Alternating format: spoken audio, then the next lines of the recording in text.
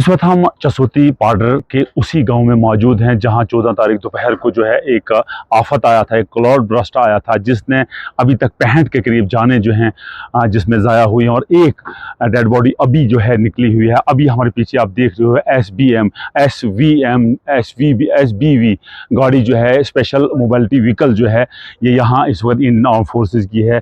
इसको यहाँ लाया गया है, इसके ज़रिए जो है अब डेड बॉडीज़ को ऊपर चढ़ाया गया। देख रही है किस तरह जो है रस्सी यहाँ डाली गई है, रोप डाला गया है NDRF SDRF के जवानों ने। और अभी इस रस्सी के ज़रिए जो है डेड बॉडी को यहाँ बीच में लाया जाएगा, क्योंकि इसके तीन पार्ट्स हैं और तीन पार्ट्स में जो है ये जो चनाब रिवर बैंक है, इसको जो है अब इसको पहले बीच में लाया जाएगा और उसके बाद जो है इसको यहाँ लाया जाएगा और यहाँ जो है उस डेड बॉडी को ये पकड़ेंगे।